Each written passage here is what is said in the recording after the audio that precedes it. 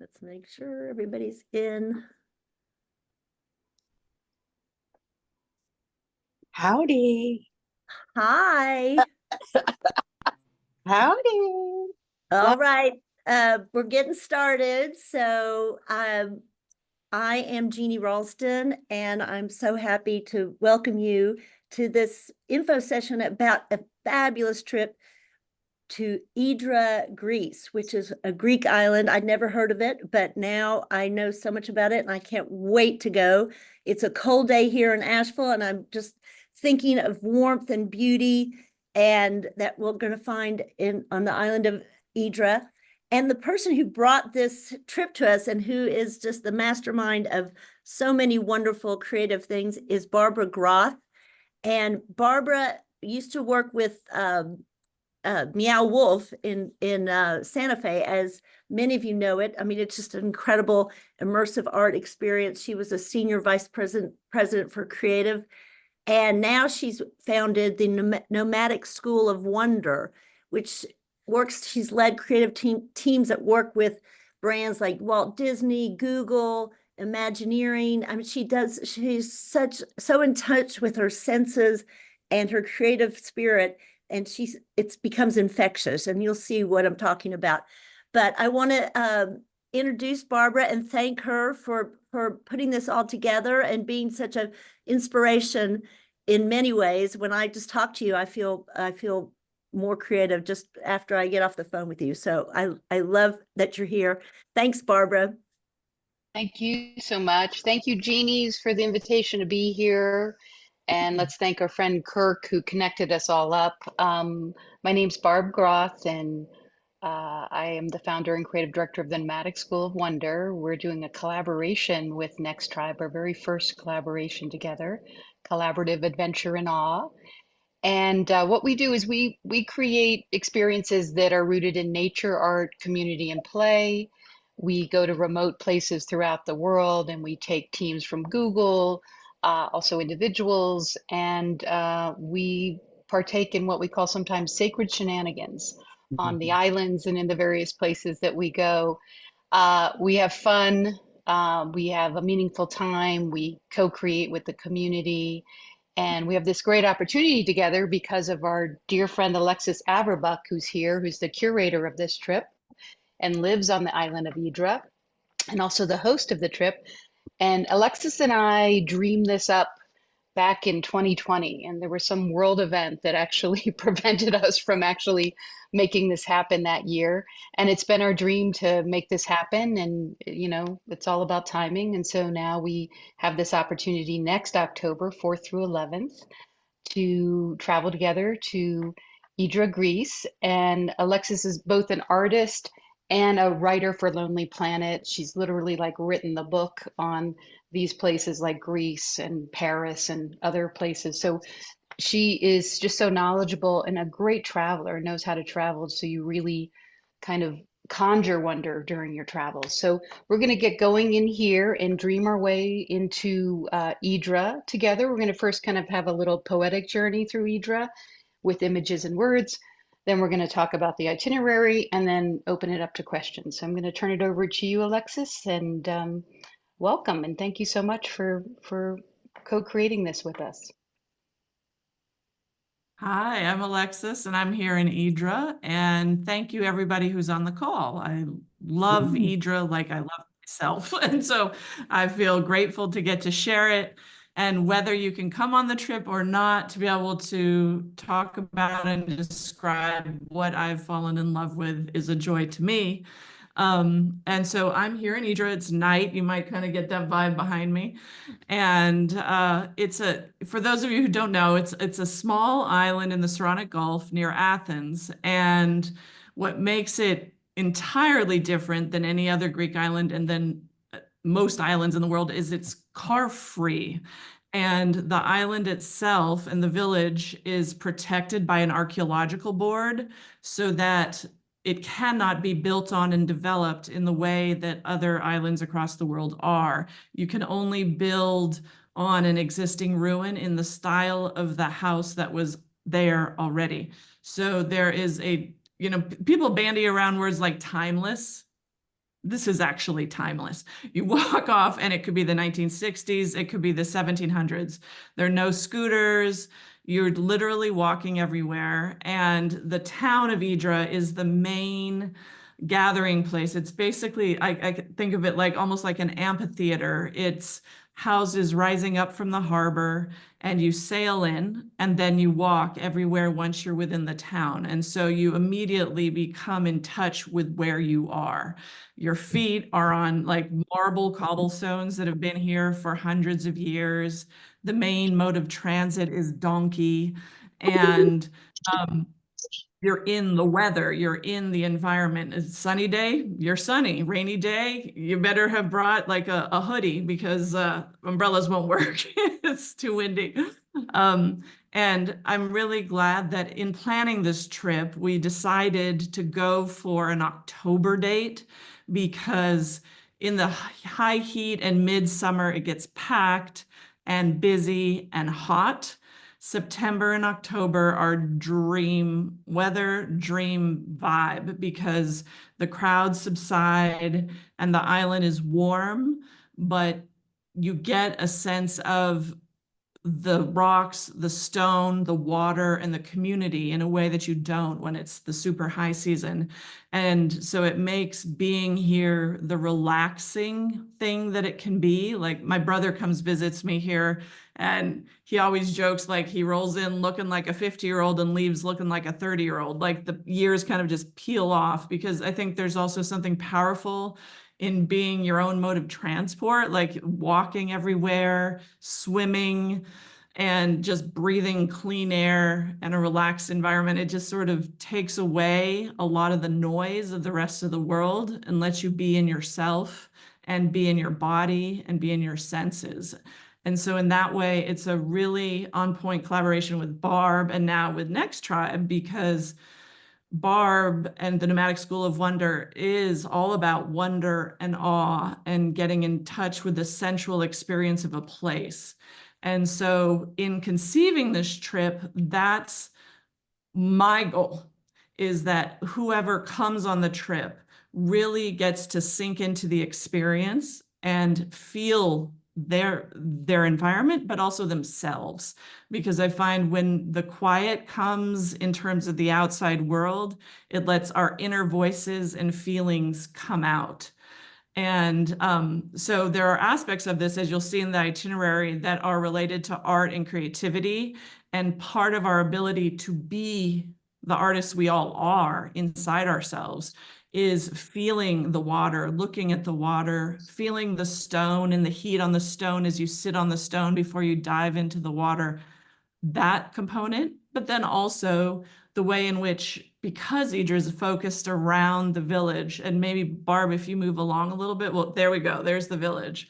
It's focused around the harbor, which you see on the left side of the picture, and then it sort of cascades over a couple of hill mountains down to a tiny fishing village, which you see on the right. And that's it.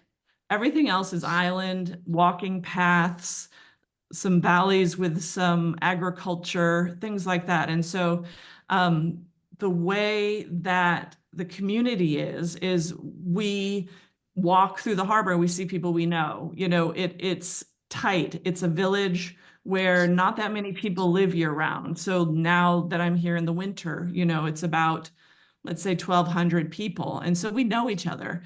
And it's exciting to bring people here to introduce you to both the place as well as the people of Hydra and the women of Hydra, because it's a NextTribe trip. And so our focus will be too on bringing you together with women here doing the different things, as you'll see through the itinerary, that ideally add to the sensations and add to your own creativity. So that's a little bit about Hydra in general. And we have different Thank you. photos. So let's These are just all of walk your- through. Yeah, let's just walk through and just kind of travel for a moment in our imaginations to Hydra, because wonder is something that we can kind of conjure through our imaginations as well. So Alexis, maybe just, walk us through this and we'll just have a little moment, a little mini vacation here on a Tuesday. Sure. one of my favorite things is kind of what you see in this photo. I think of the waters of Hydra as healing waters. And so if you imagine yourself in the village, you can just walk along the stones of the village, like you see in that other image, and you walk out to the point where there are diving rocks, and you can dive or climb down a ladder and just float in the clear, deep aqua waters. The edge of the island is sheer, so the waters just go from, just lapping against the rock to deep, fathomless type vibe.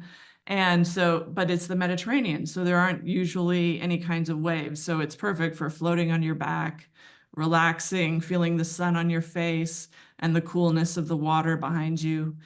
And part of what we'll be doing on this trip is taking all these sensations that we have and channeling them into our creative selves and into the way we might want to represent what's going on inside of us and on the island back out through art.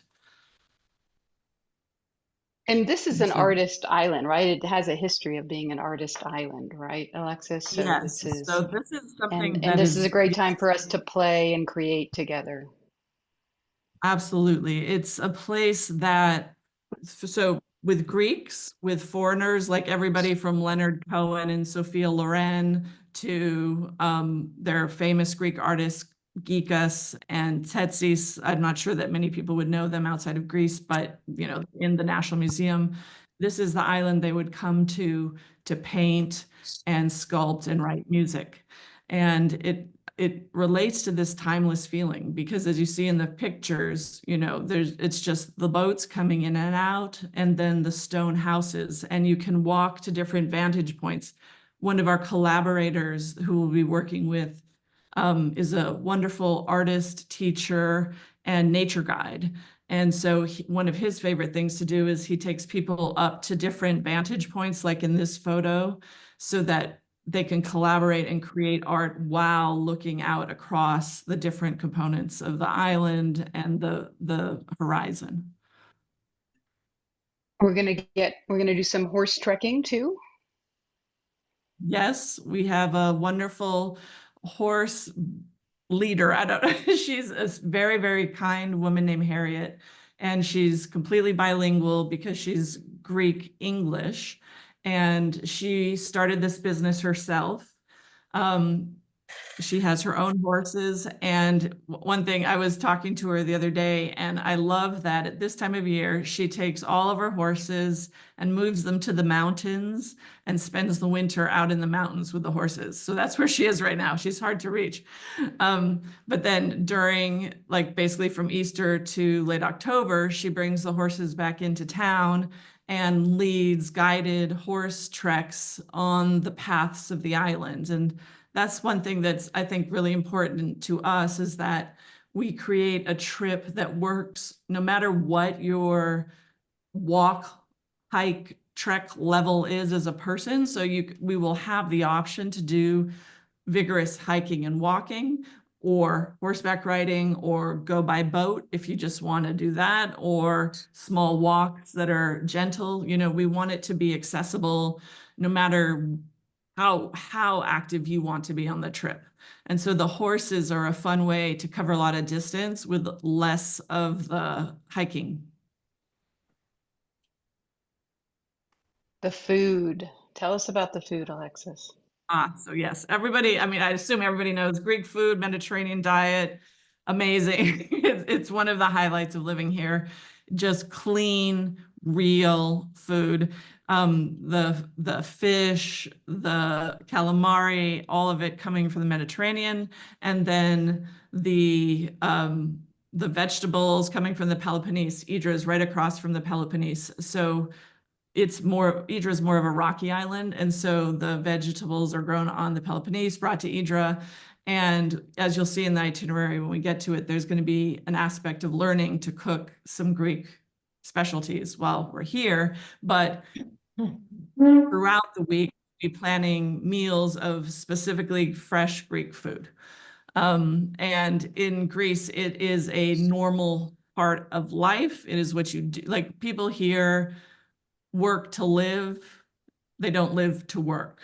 And so we take breaks, we have meals with friends and loved ones, and it's sort of one of my special favorite things here is the long Greek lunch or the long Greek dinner, where it's about catching up, talking with your friends, eating great food, drinking great wine, telling stories, and hanging out. And so that is part of what I hope to share during the week too, both at different community meals we'll have, but also with the group, whoever is coming, that we get to know each other and get to spend time with each other and share about our lives with each other.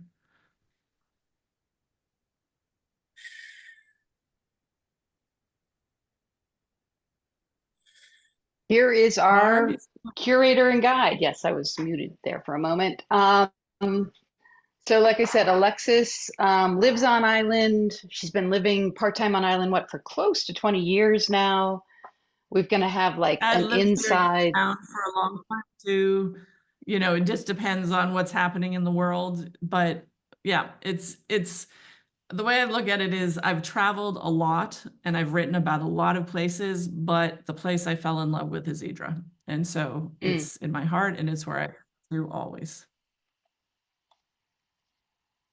We are going to go into a little bit of our like high level itinerary now, which is our week of Wonder on Hydra. We're still creating this. Alexis is on the ground talking to people. We're crafting this. So this is sort of the high level week in review, which is a Saturday welcome. And what we love to do is really give you that time to kind of wander a bit and orient, but then those fresh eyes, really take advantage of those fresh eyes on a place. And Alexis, can you talk a little bit about you as a travel writer and how you get to know a place when you arrive? Yeah, one of my favorite things to do is simply to walk around and feel a place. And so it could be anything like Paris, where you just pick a direction and start to go, or Hydra. And what I find is it's the happenstance of like where your eye falls, where what you run into, who you bump into, what you see along the way, what you smell, what you perceive. It starts to open you up to the place and what's really there versus sometimes prior to a trip, you know, I might go in with an idea of, oh, I think I should do this, or I think I will see that. And it's actually fun to back off of that a little and just feel and see and perceive the sensualness and the reality of what I happened across while I'm walking. And so early on, we'll start with a little bit of walking just around the harbor of Hydra and in the village of Hydra to bring it alive for you and in you before we start doing the more specific things on the itinerary or heading out of town at all, because I will probably assume that almost no one who will be on the trip will have ever been here before. And everything is interconnected with the little stairs and ramps, as well as the harbor that then wraps out around the edges of the points. And so it's not a place to get lost. You can't. You'll end up right back at the harbor eventually. And so it further releases you to just be like, there's cats on this corner. Oh, there's songbirds on that corner. You know, it's part of just getting the vibe of the place because it is a very unique island. And so to let everything that's come from your long trip and your journey go and start to sink into and immerse in the feelings and the sensations of Hydra is how we'll sort of start off like our on-ramp to the week. Yeah, so we often do these wonder walks where we warm up our senses and then go for a walk and simply notice through our senses. And these noticings that Alexis was just talking about, they really seed and nourish the creativity and creative expression that's going to come out through the week just naturally. So day 2, if I can get this to advance, we're going to do a play shop. We call them play shops because they sound so much more fun than workshops. And that's with Alexis. And Alexis, you want to just talk a little bit about how you approach play shops with the group? Yes. So I'm a working artist. I love to paint, draw, sculpt, do other things, take photographs. And that love comes from an internal desire to express. And so what I like to do in an art play shop, it's not about teaching a technique and getting you to mimic something or do something all alike. Rather, it's going to be constructed, and it, when I've done them in the past, around getting into your senses, getting into your own self, and letting whatever is in there come forward. And so it's designed not with some idea of like, oh, we're going to all leave skilled at being able to sketch an egg by the end of the week. No, the point is to feel more and more comfortable letting yourself open up, and the things we all carry. You don't have to be a working artist to have art in your soul, and to let that out. And Dimitri, who's going to be a co-host on some of the art play shops, what we're super aligned on is it's about giving you space and prompts and capacity and materials to express. It's not about what we want, it's about what you bring. And so I don't want to, we're not going to go into heavy detail on this call. I'm more just sketching out how, like, what our philosophies are and what we're going to be aiming at. But it's the same that Barb and the Nomadic School of Wonder do with their play shops around the world. We want you to be yourself, and it's just another way of showing it. Completely. And it's surprising yourself. I think that's the wonderful thing, is where you just play and experiment and then surprises come out. And on this Sunday, we also thought it's a good time to kind of orient through a historical walking tour to the village and to the harbor there, because we might still be jet lagged on Saturday. So we thought let's do that on Sunday. And then come Monday is when we start exploring. Alexis. Yep. And I was just going to say about the historic walk, part of that too is, in addition to the art and culture component of Hydra, it has a hugely important naval history. And how could this tiny island with no roads end up powerful with mansions and all these houses? It's because they were a naval island, and they had a big role in the Greek War of Independence. And so a walk around town with a historian ties in the art, culture, and history in a kind of fun way for those who are into that. Anyway, so onward to Monday. This is where Dimitri will come in, because he is an avid, I walk everywhere too, but Dimitri, I think of more like a mountain goat. And so he has a very nice, calm vibe, and we will be combining art and nature and getting out of town on a walk. And again, as I mentioned before, the idea would be to make it something you can choose your level. Like, you might want to walk one way and take the boat back, or you might say, nope, no walking for me today, but I want to be there at the back end where we're going to do an art play shop on the beach, let's say. So come by boat and meet there. And so Dimitri and I will probably split into groups based on whoever, how you want to get there. But the idea is that you start to get out of the town and start to feel the island, because it's got mountains and paths crisscrossing it once you get out of town.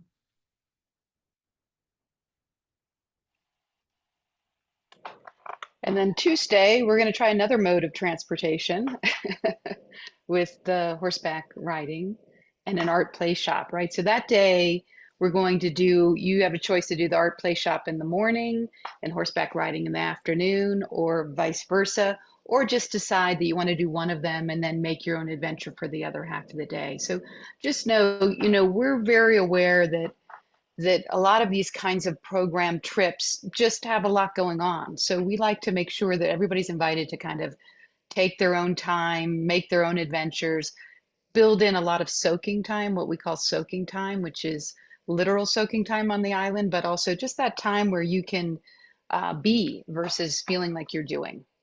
Anything you want to add here, Alexis? Just continuing the art play shop? And no, that's great. And yeah. And I think it's also good because, like, my husband, for example, is not a morning person. And he's like, what would school have been like, back in the day, had I been allowed to start at 11 a.m. instead of like 7:30 on the dot? So there's also that. We're all cut out of slightly different cloth. So someone might be like, yeah, horsebacks first and art later. It might be the flip for somebody else. And so I'd really love that whoever's on this trip feels super comfortable, that every day is joyful and feels right for them. So that's part of how we're trying to design it. And then another mode of transportation. On Wednesday, we're going to go to a secret beach. There's a few of Yes. them that are still secret, even in So the world of Instagram, are still secret. And so we're going to go by boat to a secret beach and we're going to swim and grill on the beach and relax and hang out and maybe bring our sketch pads, whatever you'd like to bring along. Alexis? yeah.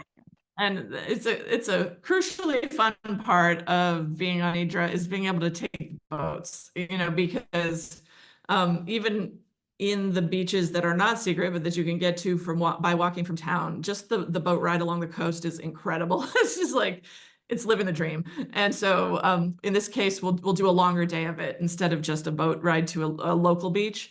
We're going to make an adventure day of it and be out on the water, and that means swimming and all that good stuff.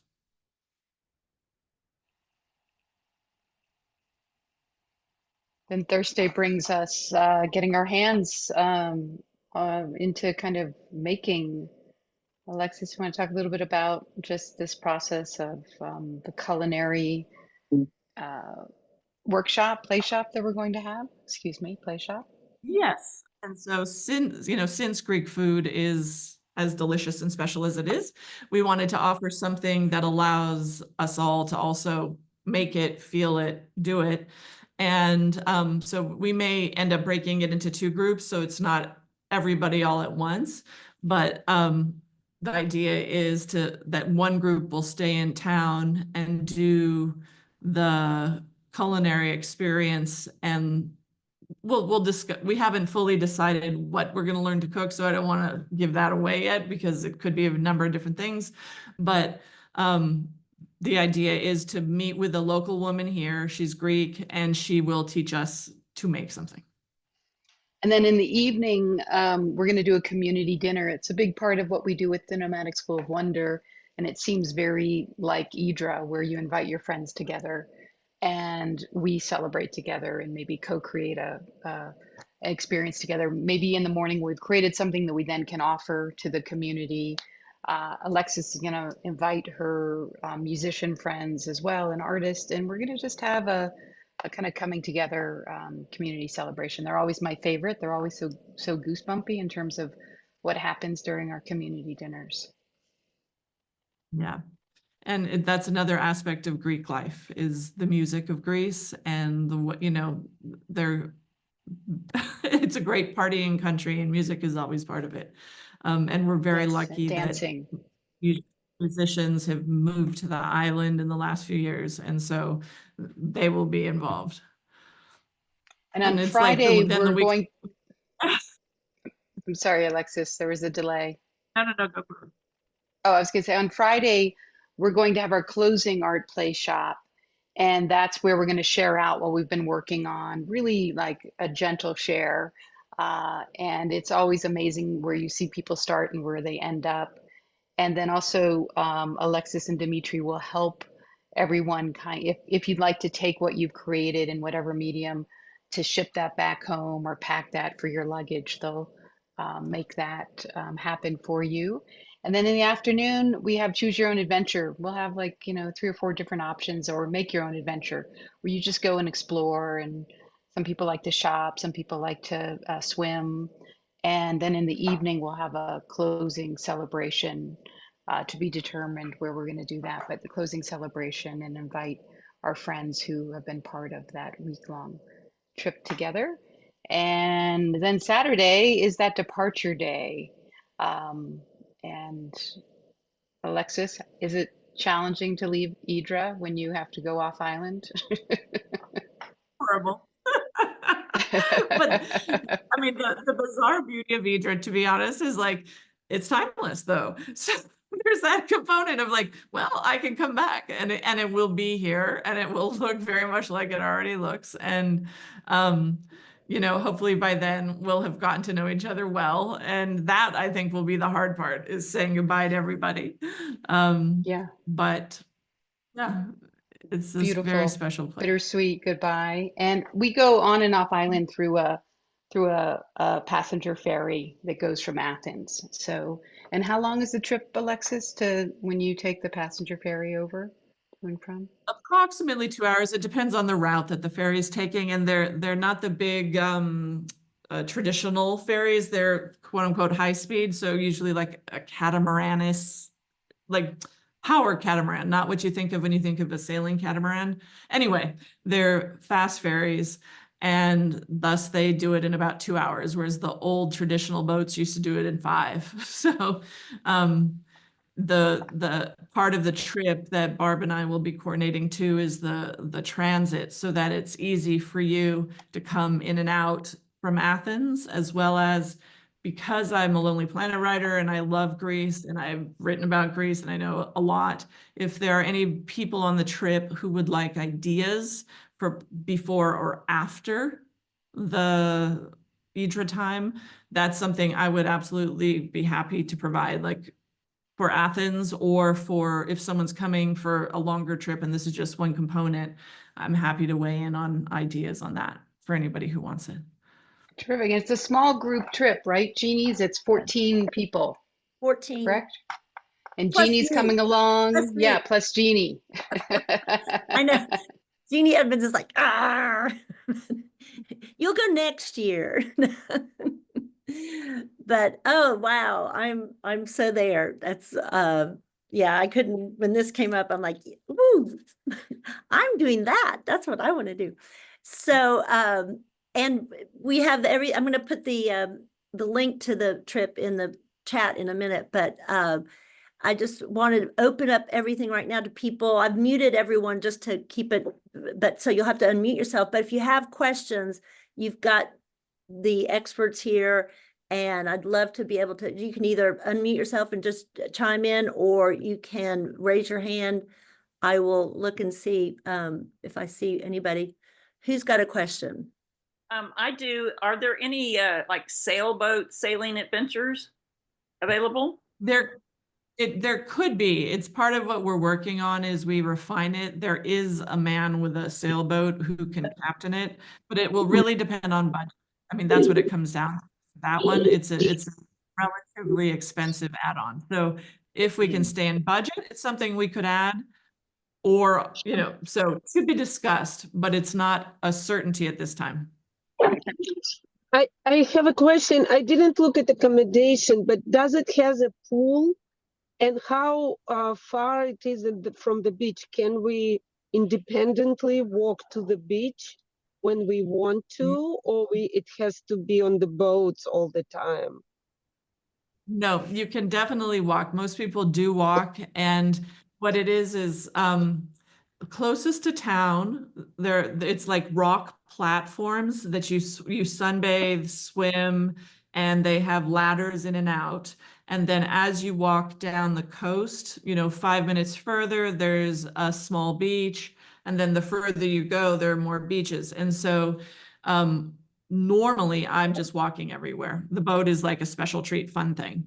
So that's possible. With the accommodations, we are considering several hotels. One of them has a pool, but we're not sure that we're going to book that one. We're going to discuss amongst ourselves what's the thing to book.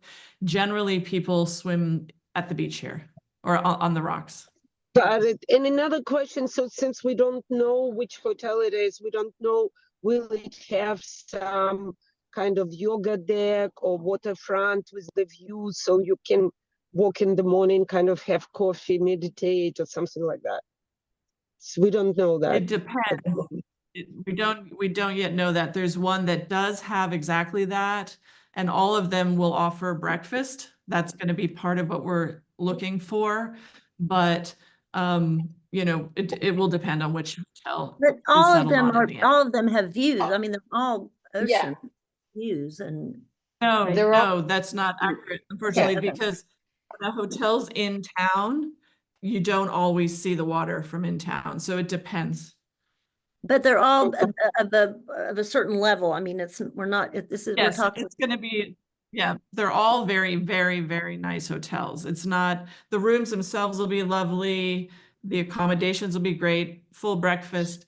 But as what I'm going to do is provide options to Barb and Jeannie, and they'll make the ultimate choice as to which one to go with. And I'll, you know, explain the pros and cons of each one. And I just want to add to the previous person who said the boats or whatever sea adventure, I am totally pro that, adding more of it, just as a, just 5 cents to the trip. That's it. Well, there's definitely be 2 days of boat. One is a boat ride to the back of the island, right? And then one is a day on a boat, going to a secret beach, Okay. right? Is that right? Yeah. Yep. Thank you, Olga. What other question? So I have 2 questions. So looks like it's a very rocky place. So do you have to have special kinds of boots or shoes if there's going to be a lot of walking? That's one question. And being in New England on the ocean, I'm curious about what the water temperature is in October. Sure. So taking the boots first, I have a pair, no special technical gear, just simple walking shoes or boots. As I started here 20 years ago, and I just wore tennis shoes, and they were fine 20 years ago. Now I like a boot with ankle support because I realize I'm getting a little less stable. And so it just where you are in your own hiking and leg strength stuff. But I find I relax and hike better with ankle boots because I'm not thinking about, will I twist my ankle?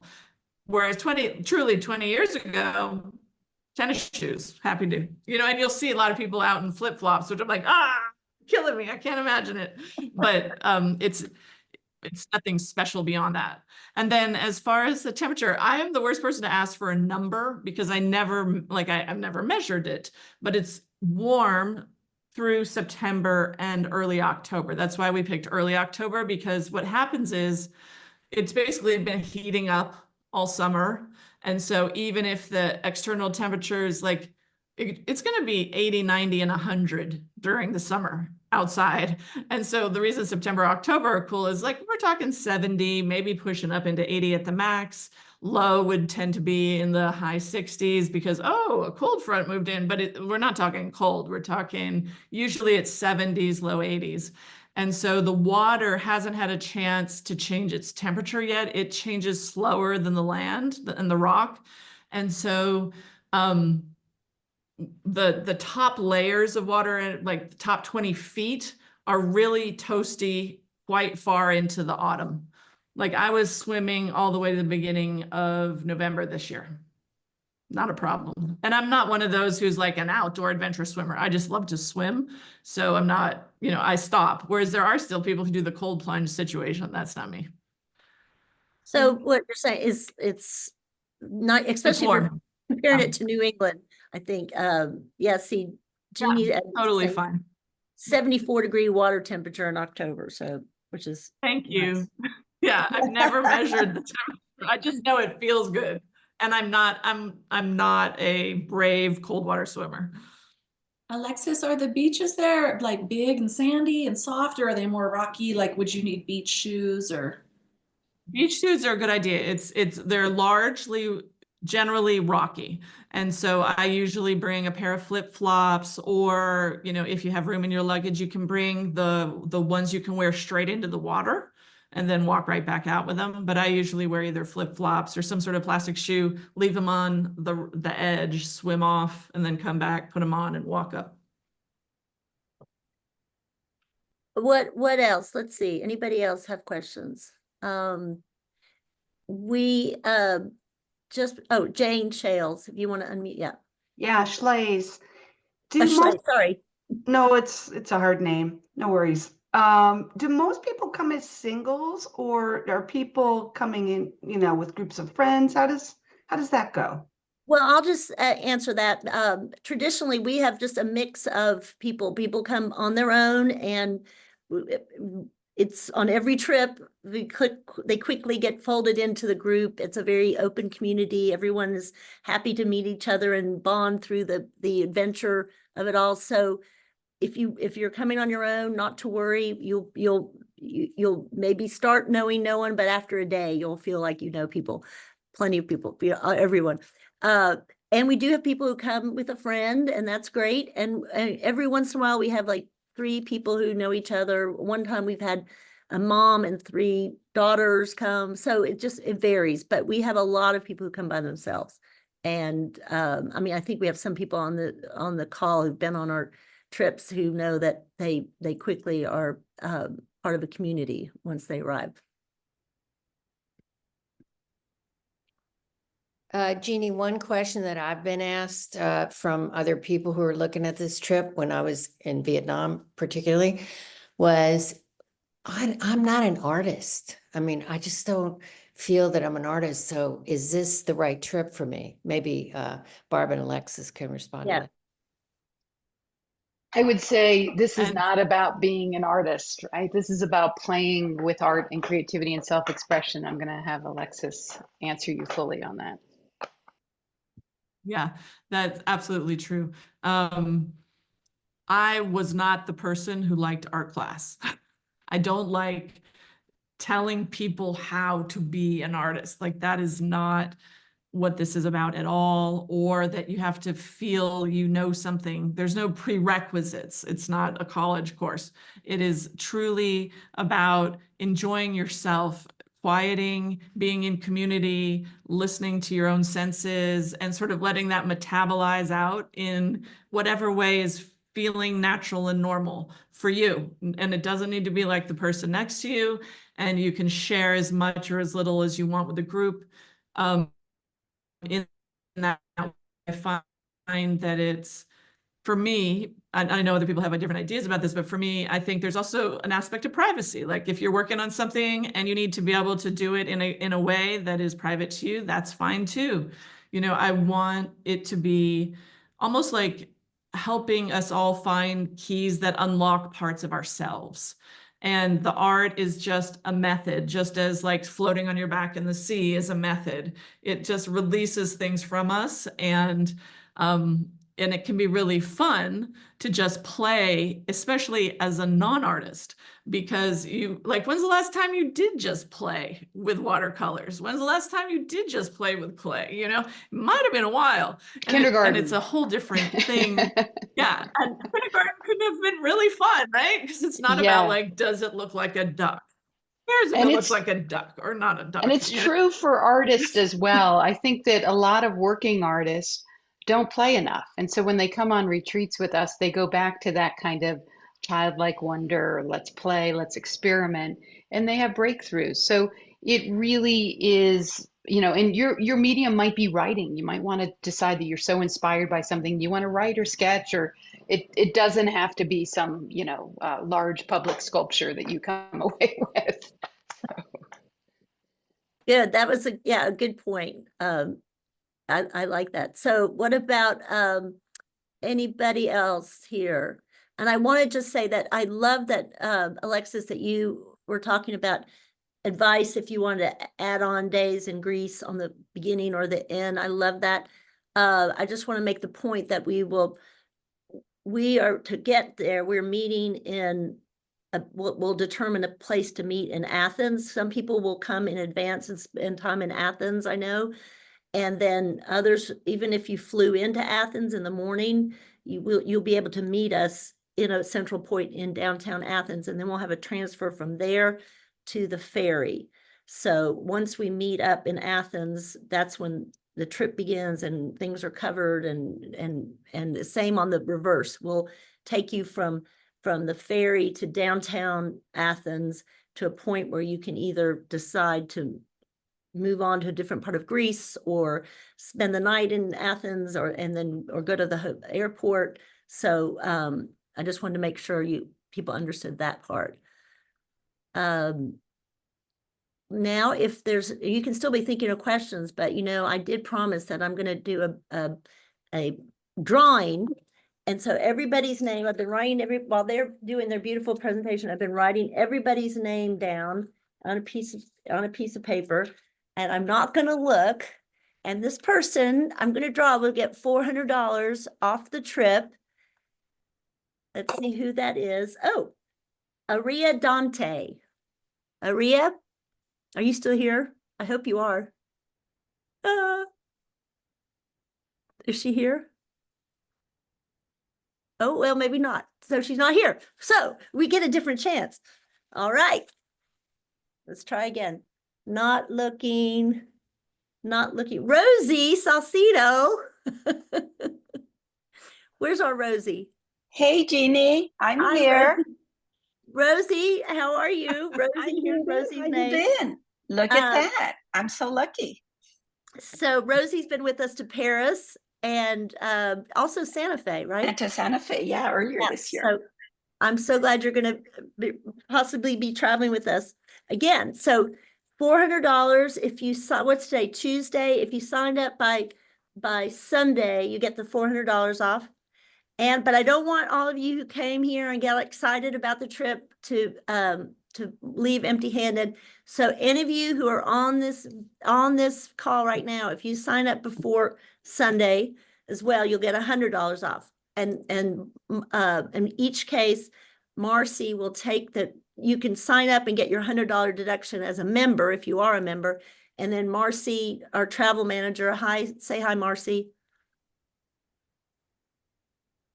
Hi, everyone. Hi, Rosie. Hey, Marcy, thanks for the card. That was a sweet thought.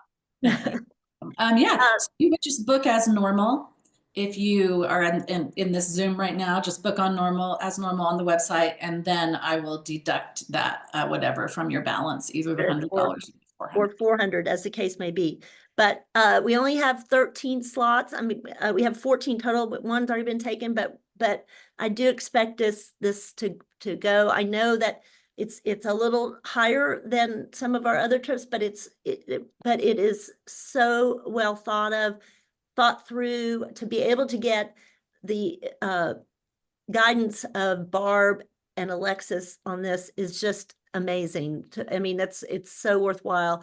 It's not just a destination trip. It's not like we're just going to be going around looking at things. We're going to be involved and with each other and with our creative selves. I mean, it's a really experiential trip. That's why we're so excited about it, because anybody can go to a destination, but to really explore a place and yourself at the same time makes it extraordinary. And I also want to remind you what we do is we have those monthly payment plans, interest-free. So it doesn't hurt as much to do this. You just pay a little per month and then you're covered. And I just want to bring that up because I know sometimes if you just look at a price, it can dissuade you, but I want to encourage you, if this is something that speaks to you, we're trying to make it easy as possible. So can I ask also, Jeannie? Can you clarify, Jeannie, the finances? So it's $100 off if they become a member and an additional $100 off if they're on this call. Yes. So $200 off if you become a member. Okay, thank you. Yes. And Rosie, what did you say? Yeah, is travel insurance mandatory for this? If I choose not to get travel insurance, am I going to be maybe overlooked? We are easing into requiring some sort of travel insurance onto our international trips because we've had some experiences where it just makes it easier on everyone. And we are going to have, just because there's a lot of questions about travel insurance, we're going to have a seminar in January where it's all about travel insurance and trip insurance and that kind of thing. But we can speak, more clearly. Oh, look, somebody just booked. Who would that be? Anyway, yay! But I feel, was that you, Jane? Jane, yeah. Jane, okay, cool. I feel like I'm on a telethon. Oh, we just ding, ding, ding, ding, ding. I was going to say the first trips are always the most magical. I don't know, there's just something about the first trip. There's a aliveness. All the trips are wonderful, but extra special the first trip. Yes. And I feel that too. I mean, I agree completely. There's just everyone's kind of exploring at the same time, and that's a great kind of combined energy there. So Rosie, we can talk more specifically about travel insurance. Somebody else is going to book. So anyway, if So you're if I can just chime in on the insurance for a second, Rosie, the insurance that is more expensive is the trip insurance, which protects your investment in the trip. Travel insurance, which protects your health when you're overseas, that's pretty reasonable. I usually get that for a couple $100. So we have a deal with Wanderwell. We also have Allianz, but Wanderwell, as Jeannie said, we are going to be putting together a Zoom that will explain all the different kinds of insurances. But the travel insurance is a lot more affordable than the trip cancel for any reason insurance. And what we're requiring is the travel insurance, and Wanderwell does have a year policy, doesn't it? Is it? Anyway, Yes, they have annual policies. Unless you live in New York City, you can't get an annual policy. You have to get per trip policy. But we can, Rosie, we can work with you or anyone who has questions about that. I know it's just something we're moving into the requirement. So, and I think it's especially smart. I mean, I don't know what the hell, but we are on an island. So I think it's smart to have, I'm sure there's coverage of some sort there. So, right, there must be medical. Yes, there's a small hospital and there's a doctor here on the island. And so in an emergency, there's frontline that you can do here on the island. And then if something serious happened, you'd go to Athens. You know, they would check you out. They'd say like, oh no, you definitely, had this serious thing happen. You got to go on to Athens. So I think you'd want that covered. There is somebody on the island. Yeah, but it is good because, I mean, I'll just speak up as a travel writer for a hot second. I do it myself as an American citizen because if something catastrophic were to happen, which God forbid, we don't want that for any of us. But if it happened, I don't want to become either destitute or make my family destitute over the getting myself sent back to America for this, that, and the other, or whatever, And I've found policies like it cost me $60. And I'm like, that's $60 well spent. I just don't want to have to think about it kind of thing. But that's my opinion. That's all. No, it's so helpful. I'm coming from a real authority on that. Yeah, we want to know the $60 policy. Let us know that. Give us that. I'll send it to you. It's Geo Travel. Yeah, I've got my little routine. Great. Before I go. Yeah. It's through Blue Cross Geo Blue Shield. Travel. We'll have to. Geo Blue Travel. I'll send you the link. Okay, great. Okay, so is there anything else we can tell you? If not, we have a recording of this and we're going to be posting it on YouTube so that you can refer back to it. But also Marcy just put her email in the chat, travel@nexttribe.com. If you have other questions, it's never too late to ask. So, but in any case, I want to thank